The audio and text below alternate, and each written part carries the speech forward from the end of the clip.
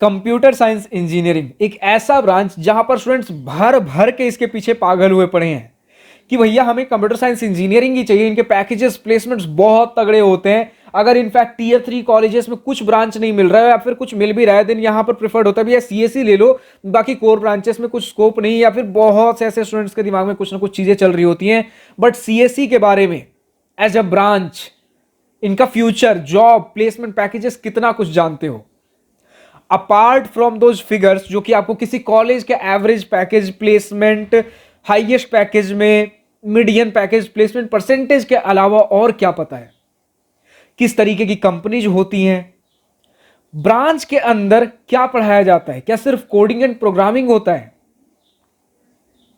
इसके बाद different kind of companies किस तरीके के पैकेजेस देती हैं और कितने तरीके की कंपनीज आती हैं, सारी चीजें आज की इस वीडियो में हम कवर करेंगे। और स्टूडेंट्स का एक जो छोटा सा मित्र रहता है भैया, हमेशा एआई वगैरह, आर्टिफिशियल इंटेलिजेंस अब बूम कर रहा है, कोड्स खुद से लिख लेता है, हमें तो रिप्लेस कर देगा भैया। सारी चीजें आज की इस वीडियो में समझेंगे। सो हाय, दिस इज प्रभात रंजन, स्वागत करता हूं आज की इस नई यूट्यूब वीडियो में, जिसमें हम बात करेंगे कंप्यूटर साइंस इंजीनियरिंग ब्रांच के बारे में और थोड़ा बहुत इंफॉर्मेशन टेक्नोलॉजी, एआई, एमएल वगैरह स्पेशलाइजेशन ब्रांचेस के बारे में भी कुछ बात करेंगे, क्योंकि सारी चीजें कहीं ना कहीं यहीं से निकलते हुए अब आगे बढ़ रही है। तो चलिए एक एक करके चालू करते हैं। सबसे पहले कंप्यूटर साइंस इंजीनियरिंग में पढ़ाया क्या जाता है? जैसा हम जानते हैं भैया, लोग कंप्यूटर साइंस इंजीनियरिंग का अगर हम देख ले, प्लेसमेंट्स वगैरह के लिए प्रिपरेशन करना है, ढेर सारा कोडिंग, आपका leet code, code forces, code chef, पता नहीं कितने हैकाथॉन्स वगैरह, कोडिंग कोडिंग, दिन भर बैठ के कोडिंग। बट क्या सिर्फ और सिर्फ कोडिंग? कोडिंग के बारे में क्या कोडिंग के नाम से मतलब क्या समझते हो? मतलब आपको कुछ एक टास्क दे दिया गया, एक वेबसाइट बनाना है, एक ऐप बनाना है, ये कोडिंग हो गया? नहीं।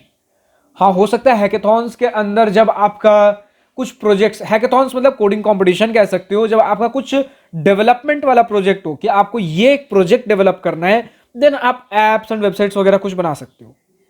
बट जब आप एक प्रॉपर कोडिंग का मतलब समझते हो, देन पहला राउंड ऑफ प्लेसमेंट से पहले थोड़ा धीरे धीरे पीछे आते हैं, जहां पे स्टूडेंट्स कनेक्ट कर पाएंगे।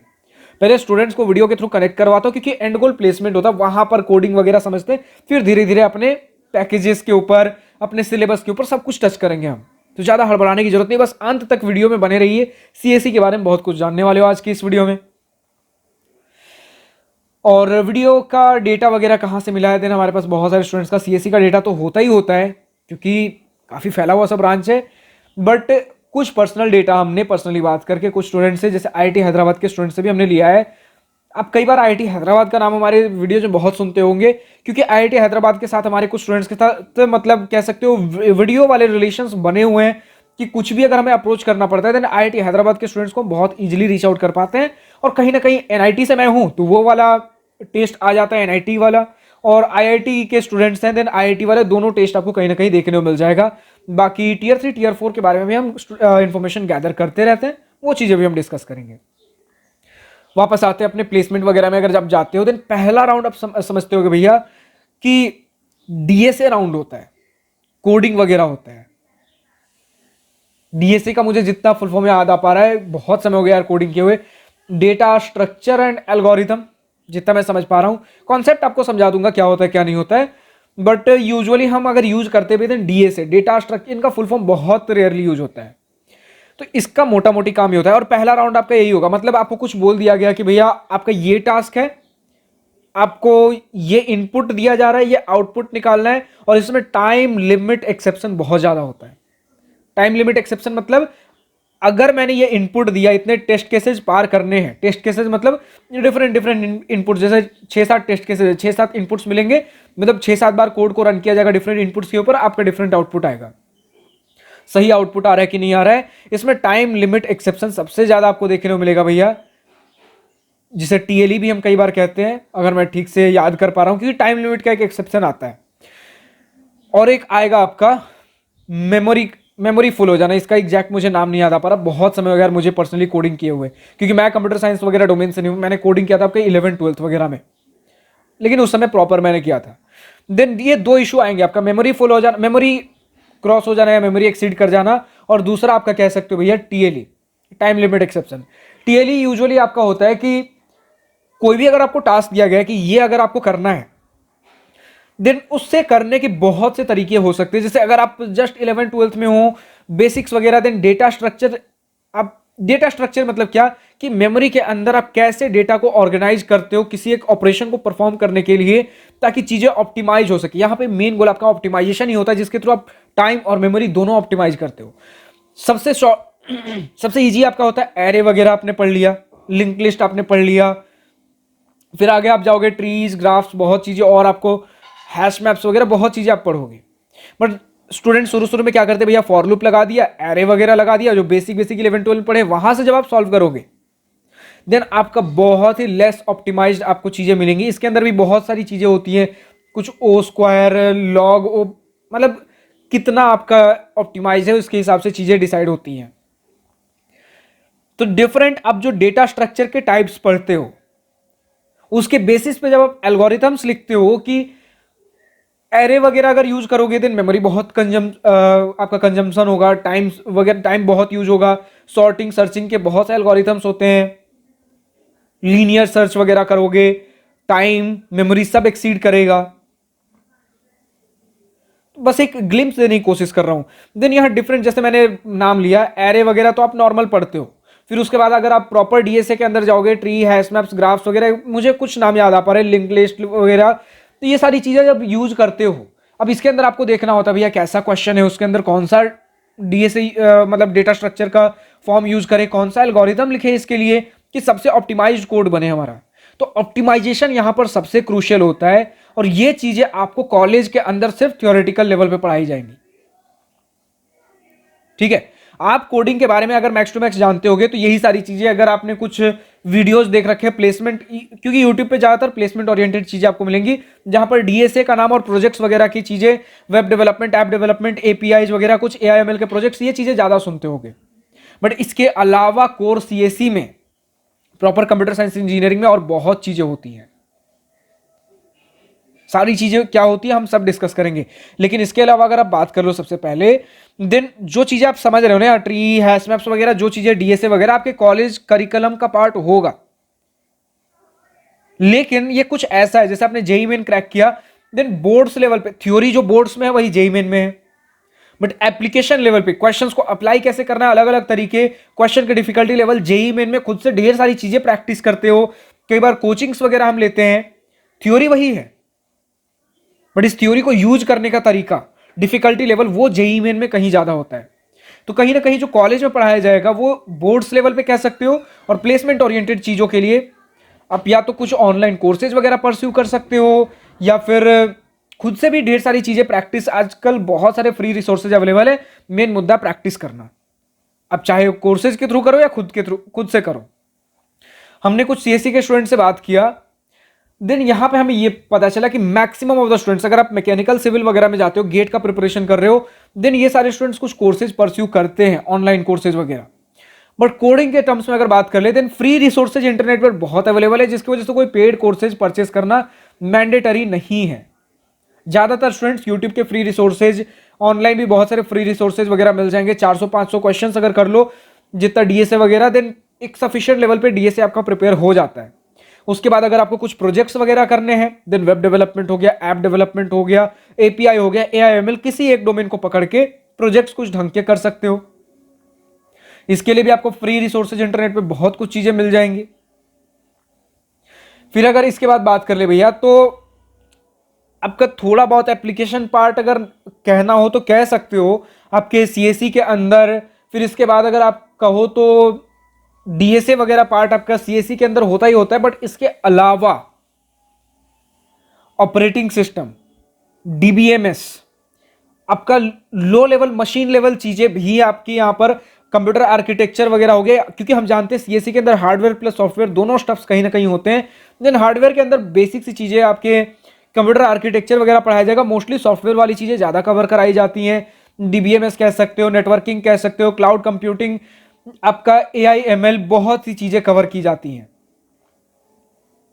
ठीक है, और ये जो अभी हमने प्लेसमेंट पॉइंट ऑफ व्यू से बात किया ना, सॉफ्टवेयर वाली चीजें हमने ज्यादा बात की। बट अभी अगर आप देखोगे, देन डेटा एनालिटिक्स के भी कंपनीज आपको मिलेंगे। मेनली 3 तरीके की कंपनीज आपको मिलेंगे कंप्यूटर साइंस के अंदर।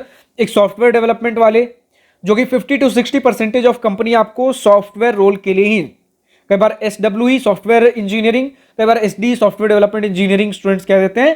तो इन दोनों रोल्स के लिए आपको 50 to 60% ऑफ कंपनीज देखने को मिलेंगी। ये कॉलेज टू कॉलेज थोड़ा बहुत नंबर ऊपर नीचे वेरी कर सकता है, बट इससे आपको वेटेज पता चलेगा कि ज्यादातर कंपनीज किस तरीके की आएंगी। तो सॉफ्टवेयर डेवलपमेंट जिसके बारे में हमने इतना कुछ बात किया, 50 to 60% ऑफ कंपनीज। फिर कुछ कह सकते हो भैया 30-35% ऑफ कंपनीज आपकी डेटा एनालिटिक्स की भी होंगी। देन आप अराउंड 5 to 10%, कई बार 5 to 15% ऑफ कंपनीज, मतलब थोड़ा एक पोर्शन AIML का भी होगा। मोस्टली AIML आपका MTech से रिक्रूट किया जाता है, बट BTech के अंदर भी आपके AIML के रिक्रूटमेंट्स आपको देखने को मिलेंगे। पैकेजेस इसके CSE वाले जो पैकेजेस होते हैं हमारे पास, ये आपका वैरी करेगा। एक NIT में भी अगर आप चले जाओ, देन 10 LPA से लेके आप कह सकते हो कहीं ना कहीं 25-30 LPA के बीच में ढेर सारे कंपनीज मिलेंगे। इसके बाद आपकी कुछ company 40 LPA, 50 LPA, 60 LPA, 70-80 LPA की भी मिलेंगे, बट ये लिमिटेड कंपनीज होते हैं। बहुत ड्रीम कंपनीज कह सकते हो, क्रीमी लेयर के कंपनीज कह सकते हो, बट मैक्सिमम पैकेजेस 10 से 30 LPA के बीच में कह सकते हो। और जो AIML वाली जो कंपनीज होंगी, AIML ब्रांच के बारे में भी अगर आप बात कर रहे हो, CSE जो स्पेशलाइजेशन इन AIML है, इनके लिए भी AIML वाली जो मोस्टली कंपनीज आएंगी, ये अपर साइड में होता है। जो 30 LPA वाला ब्रैकेट हमने 10 से 30 का ब्रैकेट कवर किया ना, इसका जो अपर वाला ब्रैकेट है 25-30 LPA, इसके अंदर ज्यादा लाई करती है AIML वाली कंपनीज। फिर डेटा एनालिटिक्स के बारे में बात कर लो, देन 10 से 25 LPA के बीच में बात कर सकते हो, 20 LPA के बीच में डेटा एनालिटिक्स की कंपनी आपको ढेर सारी देखने को मिलेंगी। डेटा एनालिटिक्स अगर आपको इन शॉर्ट समझना हो, देन इसके लिए एक्सेल, MS एक्सेल भैया बहुत ही प्रोफिशिएंट होना जरूरी है। पावर BI जहां पर उस डेटा को विजुअलाइज करते हो, SQL जहां पर उस डेटा के ऊपर बहुत सारे ऑपरेशंस लगाते हो। आपके और भी कुछ सॉफ्टवेयर्स वगैरह होते हैं, बट बहुत ज्यादा मैं डेटा एनालिटिक्स के अंदर नहीं हूं, इसलिए बहुत ज्यादा मैं इसके बारे में नहीं बता पाऊंगा। बट ये 3 चीजें जो मैंने बताई, पाइथन, अगर आपको कुछ उस डेटा को प्रोग्राम करके कुछ चीजें उसके अंदर से निकालनी है, then Python is the thing for you. Python, SQL, आपका MS एक्सेल तो भैया बहुत ही बेसिक और बहुत ही नीडी थिंग है, तो MS एक्सेल कभी नहीं छोड़ सकते। पावर BI जब भी विजुअलाइज करना हो डेटा को, लगेगा ही लगेगा। ये दोनों चीजें मस्ट हैं। SQL और पाइथन अगर है तो वो बहुत आपके लिए बहुत बढ़िया है, बट ये दोनों चीजें एक्सेल और पावर BI बिल्कुल नहीं छोड़ सकते। तो ये 3-4 चीजें डेटा एनालिटिक्स के लिए बहुत मस्ट है। और डेटा एनालिटिक्स अगर आप बात कर लो भैया प्रिपेयर करने में कितना समय लगेगा, देन सॉफ्टवेयर के कंपैरिजन में बहुत कम समय लगता है, इसलिए लोग डेटा एनालिटिक्स को एज अ बैकअप भी कई बार 3-4 महीने, तो कुछ स्टूडेंट्स 1-2 महीने में भी प्रिपेयर करके बैठते हैं प्लेसमेंट के समय। ठीक है, पैकेजेस के बारे में हमने बात कर लिया। अगर आप बात कर लो डेटा एनालिटिक्स में थोड़ा सा अगर AIML वगैरह चीजें थोड़ी इंटीग्रेट कर दो, पाइथन लेवल पे थोड़ा AIML वगैरह प्रोग्रामिंग ज्यादा अगर करने लग जाते हो, या फिर इसके थोड़े से एडवांस वर्जन में चले जाते हो, then data science is the thing for you. और ये दोनों फील्ड्स, डेटा एनालिटिक्स और डेटा साइंस, बहुत बूमिंग फील्ड है, और डेटा साइंस का अभी स्कोप अभी और बढ़ना बहुत बाकी है। डेटा साइंस भी कहीं ना कहीं मास्टर्स से थोड़े ज्यादा हायर किए जाते हैं, डेटा एनालिटिक्स BTech लेवल पे थोड़े ज्यादा रिक्रूट होते हैं। बट ऐसा नहीं कि डेटा साइंस के लिए BTech लेवल पे चीजें नहीं होंगी, BTech लेवल पे होंगी, बट AIML जैसे ही थोड़ा लिमिटेड स्कोप। डेटा साइंस ज्यादातर आपके MTech रोल से ज्यादा रिक्रूट किया जाता है। उसका लाइट वर्जन जो हमने डेटा एनालिटिक्स बात करी, वो BTech रोल से ज्यादा रिक्रूट किया जाता है। कुछ क्वांट की कंपनीज आएंगी, ट्रेडिंग वगैरह की कंपनीज, फाइनेंस की कंपनीज, और इसके अलावा मिसलेनियस कंपनीज भी, IIT JEE कोचिंग्स वगैरह भी, ये सारी चीजें भी आएंगी। तो अब बात कर ले भैया स्कोप के बारे में, क्योंकि पैकेजेस हमने बात कर लिया, सिलेबस वगैरह हमने बात कर लिया, स्कोप भी हो ही गया। फ्यूचर बात कर लेते भैया, फ्यूचर इसका कैसा है। फ्यूचर ऐसा समझ लीजिए कि AIML तो अभी बूमिंग ही है भैया, तो अगला 10 साल AIML अभी बढ़ेगा। 10 साल के बाद क्या होगा हम नहीं बता सकते। क्यों नहीं बता सकते? क्योंकि कंप्यूटर का अगर आप इतिहास देखो, सॉफ्टवेयर का इतिहास देखो, तो हर 5-10 साल में कुछ ना कुछ नई चीजें आती रहती। कभी वेब डेवलपमेंट का एक समय पे क्रेज हुआ करता था, ऐप डेवलपमेंट भी आया, APIs वगैरह भी। फिर इसके बाद अगर देख लो AIML अभी नया, तो मार्केट में कब क्या चीज नया आ जाए CSE के अंदर नहीं कह सकते, बट AIML को प्रॉपर एक मैच्योर होने में कहीं ना कहीं कह सकते हो, या पूरा मार्केट कवर करने में, हालांकि AIML बहुत तेजी से कर रहा है। अगला 10 साल आपके हाथ में सेफ है। हालांकि CSE एज ए ब्रांच अपने आप में प्रॉपर सेफ ब्रांच माना जाता है, अगर आप मार्केट नीड्स के हिसाब से खुद को एडजस्ट कर सकते हो तो। और ये कोर CSE आपको बहुत बढ़िया सिखा सकता है। एक CSE स्पेशलाइजेशन, चाहे वो AIML में हो जाए, चाहे डेटा साइंस में हो जाए, इनके कंपैरिजन में अगर आप बात कर लो, जैसे सीएससी स्पेशलाइजेशन में जाओगे देन कोर सीएससी की चीजें, बहुत चीजें आप पढ़ोगे, बट बहुत चीजें बस एक लाइट मोड पे पढ़ोगे। मोस्टली आपका जो ज्यादातर टाइम जाएगा एआईएमएल के ऊपर ज्यादा जाएगा। तो जब एक एआईएमएल की कंपनी आएगी और आपके कॉलेज में सीएससी और एक कोर सीएससी और सीएससी एआईएमएल वाला बंदा है, देन दोनों को इक्वल वेटेज मिलता है। अनटिल एंड अनलेस अगर कहीं टाई हो रहा हो, देन सीएससी इन एआईएमएल को ज्यादा प्रायोरिटाइज कर दिया जाएगा। कुछ कंपनीज आएंगी जो सिर्फ सीएससी एआईएमएल के लिए होंगी, बट मैक्सिमम केसेस में दोनों को इक्वल अपॉर्चुनिटीज मिलेगी। ठीक है, आपके पास हाँ सीएससी इन एआईएमएल जो स्टूडेंट्स कर रहे हैं उनके पास प्रायर नॉलेज एआईएमएल के बारे में ज्यादा होगा, टाई के केस में आपको एज मिलेगा। तो इस प्रकार की चीजें हैं। बाकी कोर के सीएससी के बारे में बात कर लो, आप लगभग हर चीज जितना रिक्वायर्ड है उतना पढ़ोगे। जब जिस डोमेन में आपको स्विच करना है, अपॉर्चुनिटीज आपके पास बहुत होंगी। और एक बार आप सीएससी कर लेते हो बीटेक से, कोर सीएससी, आप डिफरेंट फील्ड पढ़ चुके हो, उसके बाद जिस डोमेन में आपको इंटरेस्ट आ रहा है, आप फाइनल जाकर एमटेक, उधर से अगर आपको और आगे पढ़ने का मन है एमटेक कर सकते हो। बाकी कॉर्पोरेट के अंदर चले जाओ, चीजें जितनी रिक्वायर्ड है कंपनी को, ट्रेडिशनल कोर सीएससी ब्रांच के अंदर सारी चीजें पढ़ाई जाती हैं। बाकी आपको ट्रेनिंग्स वगैरह, जो इंटर्नशिप्स कह सकते हो, इसके थ्रू ट्रेनिंग्स, वो चीजें भी आपको मिल जाएंगी जिस डोमेन में भी आप आगे बढ़ना चाहते हो। बात कर ले डेटा एनालिटिक्स, डेटा साइंस के बारे में, तो भैया ये चीजें तो ऑलरेडी बूमिंग है, हमने बात कर ही लिया। तो मोटा मोटी तौर पे क्या चीजें हैं क्या नहीं हमने समझ लिया। अब आईटी के बारे में थोड़ा डिस्कस कर ले, फिर उसके बाद एआईएमएल आर्टिफिशियल इंटेलिजेंस जॉब लेगा कि नहीं लेगा वो भी डिस्कस कर लेंगे। तो आईटी एज अ ब्रांच अगर समझ लो, देन यहां पर पहले सीएससी वापस से रिकॉल करते हैं। इसके अंदर मैथमेटिक्स थोड़ा ज्यादा होता है, लॉजिक्स एल्गोरिथम्स बहुत ज्यादा होते हैं। अगर इतना ज्यादा हार्डकोर मैथमेटिक्स हो गया, लॉजिक्स एल्गोरिथम्स आप नहीं उतना इंटरेस्ट लेते हो, आपको डेवलपमेंट में ज्यादा इंटरेस्ट है, then IT is the thing for you. मतलब जो चीजें आपने पढ़ी, वेब डेवलपमेंट, ऐप डेवलपमेंट, इसे कैसे अप्लाई करना है, नेटवर्किंग हो गया, क्लाउड कंप्यूटिंग हो गया, डेटाबेसेस वगैरह हो गया, इन्हें अप्लाई कैसे करना, वो इंफॉर्मेशन टेक्नोलॉजी में आपको ज्यादा पढ़ाया जाएगा। सॉफ्टवेयर इंजीनियरिंग वाले जॉब रोल्स, वो सारी चीजें एप्लीकेशन में कहीं ना कहीं ये भी चीजें आ जाती हैं। ठीक है, तो और जो मैक्सिमम जॉब्स होते हैं, जो हाईएस्ट पैकेजेस वाले, जो सॉफ्टवेयर वाले जॉब्स हो गए हमारे पास, ये दोनों में ही सेम होते हैं। इसलिए कई बार आप मैक्सिमम पैकेजेस, एवरेज पैकेजेस जो चीजें देखते हो, दोनों में सीएससी और आईटी में लगभग दोनों में सेम मिलेगा। तो प्रैक्टिकल लेवल पे, ग्राउंड रियलिटी पे जॉब्स ऑलमोस्ट दोनों में सिमिलर आपको देखने को मिलेंगे। एआईएमएल वाली चीजें आपके सीएससी में थोड़ी ज्यादा होंगी, बट क्योंकि और एआईएमएल के पैकेजेस थोड़े ज्यादा होते हैं, जिसकी वजह से एवरेज पैकेज हो सकता है इंक्रीज हो जाता, बट क्योंकि खुद सीएससी में एआईएमएल के थोड़े कम, बीटेक लेवल पे थोड़े कम आपके जॉब ओपनिंग्स होते हैं, कंपनीज बीटेक को थोड़ा कम प्रेफर करती है, एमटेक से थोड़ा ज्यादा प्रेफर करती हैं, जिसकी वजह से एआईएमएल का ज्यादा इंपैक्ट पड़ता नहीं है ओवर सीएससी एंड आईटी। ठीक है, एआईएमएल में फिर जाओगे देन लॉजिक्स वगैरह, एल्गोरिथम्स यहां भी बहुत ज्यादा है, क्योंकि यहां पर इतने ज्यादा जब डेटा पे आप काम करते हो, देन मेमोरी आपका पूरा भर जाएगा, पूरा एक्सीड कर जाएगा अगर एल्गोरिथम आपका ऑप्टिमाइज नहीं है तो। ठीक है, यहां मिलियंस ऑफ बिलियंस, कई बार ट्रिलियंस ऑफ डेटा पे काम करते हैं एआईएमएल के अंदर। तो इस प्रकार की चीजें हैं। अब बात कर लेते भैया एआई जॉब लेगा कि नहीं लेगा, तो बिल्कुल नहीं लेगा। आप जितने भी proper computer science engineering student से बात करोगे, जिन्होंने, जो ऑलरेडी ये सारे सॉफ्टवेयर खुद भी यूज करते हैं, तो इन सॉफ्टवेयर का काम, जो एआई वाले सॉफ्टवेयर जो आपके कोड लिख सकते हैं, ये सिर्फ बेसिक कोड लिख सकते हैं। आपको कमांड देना पड़ेगा भैया, खुद आपको लॉजिक समझना पड़ेगा। आपको अगर कुछ प्रॉब्लम स्टेटमेंट है, प्रॉब्लम स्टेटमेंट समझोगे, नीड क्या है इसकी, अगर उसे आप दे दोगे जस्ट अपने जो भी आपका ऑटोनोमस सॉफ्टवेयर है जो आपके लिए कोड लिख सकता है, देन हो सकता है अगर कोई बहुत सिंपल सा क्वेश्चन हो उसके लिए कुछ बढ़िया सा एफिशिएंट कोड लिख के दे दे। बट अगर किसी कोड में बहुत सारे मल्टीपल पार्ट्स हैं, आप देखोगे अगर पूरा का पूरा कोड लिख दोगे, दे दोगे उसे, तो बहुत सारे एरर्स वगैरह मिल जाएंगे। हाँ, डेवलपमेंट पार्ट पे शायद वो आपकी कोड्स लिख दे, लेकिन जब बात करते हैं ऑप्टिमाइज्ड कोड, एल्गोरिथम्स, बैकएंड में चीजें कैसे चल रही हैं, वहां ऑप्टिमाइजेशन आपको खुद समझना पड़ेगा। आपको उसे बताना पड़ेगा कि हाँ, इस डेटा स्ट्रक्चर के हिसाब से, इस एल्गोरिथम पे आप मुझे कोड लिख के दे दो इस पर्टिकुलर पार्ट के लिए। तो वो लॉजिक्स आपको खुद पता होना चाहिए। कम से कम आज के डेट में हमारे पास जिस तरीके के चीजें अवेलेबल हैं, और अगर इसके बारे में थोड़ा और समझना भी है, चैट जीपीटी आप सबसे ज्यादा यूज करते हो आज के डेट में भी, अगर पूरा का पूरा टास्क आप चैट जीपीटी को दे दो, आप देखोगे बहुत सारे एरर्स आपको मिल जाएंगे।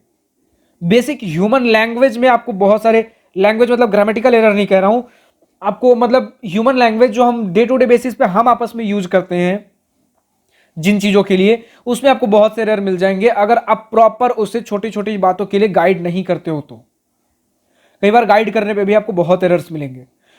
तो इनका यूज कहाँ है, जैसे स्टूडेंट्स हमारे साथ शेयर किया, हैकाथॉन्स वगैरह में जा रहे हैं, तो हमें अगर लॉजिक पता है कि यहाँ पर ये लॉजिक लगेगा, यहाँ ये एल्गोरिथम लगेगा, इस डेटा स्ट्रक्चर के ऊपर बनना चाहिए, देन वो छोटी छोटी चीजें हम अपने एआई असिस्टेंट को बोलते हैं, वो हमारे लिए क्विकली उस पार्ट ऑफ थिंग के लिए कोड लिख देता है। तो हम चीजें वहां अटैच करते हुए चले जाते हैं, तो वो हम अरेंज कर सकते हैं। तो लॉजिक्स एंड क्रिएटिविटी, वो सारी चीजें, इंजीनियरिंग जो बैकएंड में चीजें चल रही है, वो आपका ही है। क्या करना है वो अगर आप बता दो बहुत प्रिसाइजली, तब जाकर आपके लिए कुछ कोड लिख सके। बाकी डेवलपमेंट के लिए जहां पर उतना ज्यादा ऑप्टिमाइजेशन का जरूरत नहीं होता है, वहां कहीं ना कहीं आपका हेल्प कर सकता है। वो भी अभी तक प्रॉपर लेवल पे ये सारी चीजें भी डेवलप नहीं हो पाई हैं। देखिए कितना समय लगता है, कितना नहीं, बट एक कोड लिखना is different thing and engineering in something different. तो जॉब आपका सेफ है, चिंता मत करिए। और सीएससी अपने ब्रांच में सबसे ज्यादा वर्सेटाइल एंड एडेप्टिंग ब्रांच है मार्केट सिचुएशन के हिसाब से। तो अगर एआईएमएल आपकी कुछ जॉब्स लेता भी है, उसके भी आप पे बहुत सारे जॉब्स क्रिएट होते हैं जो आप अडेप्ट करो। Market is always there for you. फिलहाल आज की इस वीडियो में इतना ही। अब बाकी मैं तो खुद पर्सनली सीएससी का स्टूडेंट नहीं हूं। सीएससी का थोड़ा बहुत मतलब कोडिंग वगैरह का थोड़ा बहुत मुझे आइडिया था, 11-12 मैंने किया है, तो उसका कुछ नॉलेज था। सीएससी के कुछ स्टूडेंट से हमने बात किया, उसका कुछ नॉलेज था। मतलब कुछ लोगों से जो हम बात करते रहते हैं, इंफॉर्मेशन कलेक्ट करते हैं, और इस 4 साल के दौरान जो मुझे सीएससी के बारे में जितना जानने को मिला, उस हिसाब से कुछ डेटा था। बाकी जो स्टूडेंट सीएससी से बिलोंग करते हैं, अगर आपका कुछ दूसरा ओपिनियन है, कमेंट सेक्शन आपके लिए हमेशा ही खुला है।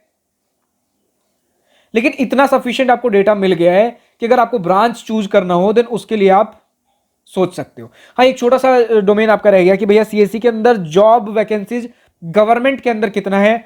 तो गवर्नमेंट के अंदर बाकी जितना मैकेनिकल, सिविल, इलेक्ट्रिकल के अंदर उतने जॉब स्कोप्स नहीं है गवर्नमेंट सेक्टर के अंदर, थ्रू पीएसयू वगैरह, गेट वगैरह कह सकते हो। और ना ही स्टूडेंट्स ज्यादा इंटरेस्ट लेते, क्योंकि प्राइवेट सेक्टर में बहुत से पैकेजेस हमें देखने को मिल जाता है। फिलहाल आज की इस वीडियो में इतना ही।